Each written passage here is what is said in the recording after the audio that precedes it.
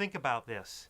You live in a country of, say, 2 million people, and you bring down the Soviet Union, this massive country. Think about the pride you would have to have been able to accomplish this nonviolently, to be able to do this, to bring this big change without having to kill anybody, without having to arm and create more enemies. I would be really proud if I lived in a place that could do this kind of change without having to kill somebody. Last summer I spent 7 weeks in the Baltics, Lithuania, Latvia, and Estonia, photographing and doing interviews of something I think is really cool. Remembering 1989. In 1989, 2 million people held hands between the capitals of these three countries to protest the Soviet occupation. They were also doing this on the same day that the Germans and Soviets had signed a pact to separate Europe into their spheres of influence.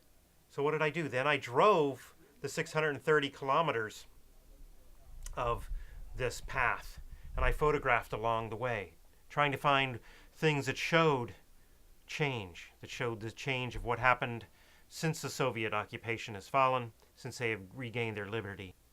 See, so when 2 million people hold hands, and you get 25% of the population out, or more than 25. Can you imagine? And at least one guy told me he couldn't even get to the line because the traffic was there were so many people coming from Kaunas, the second largest city in Lithuania, that they actually made an extra little line, like 70 kilometers long, because they couldn't get to the real line. But they wanted to be part of it, so they held hands for 70 kilometers to the line. That many extra people.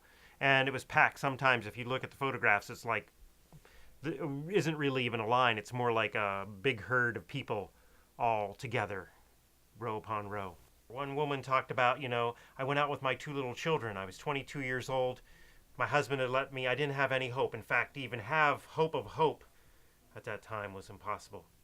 So what I'm wanting to do with the Kickstarter video is simply take a selection of the 4,000 plus images that I shot during the summer and selections from all the interviews, because I think that they're really interesting and fascinating, and put this together into a book, a photo book about X large.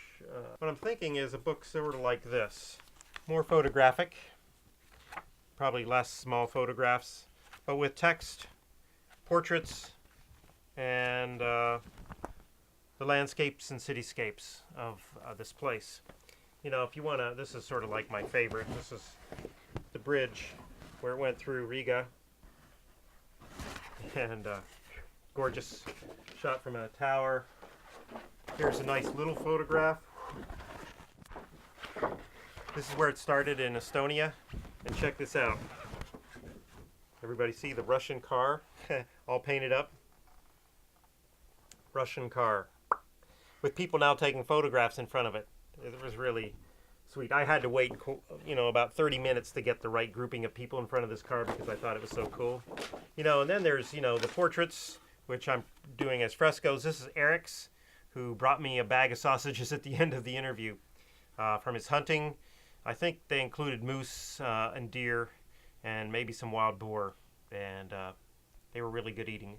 I loved the hospitality of the people. I stayed in people's homes. I slept on their floors. I ate their food. I went to their parties, celebrations, and chatted with them about this project, about what they learned and experienced, and what freedom has come to mean for them.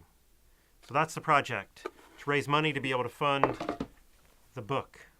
And I'm hoping to do we'll do a smaller version that will be paperback, just a catalog of the exhibit, as a benefit for those who can't contribute as much.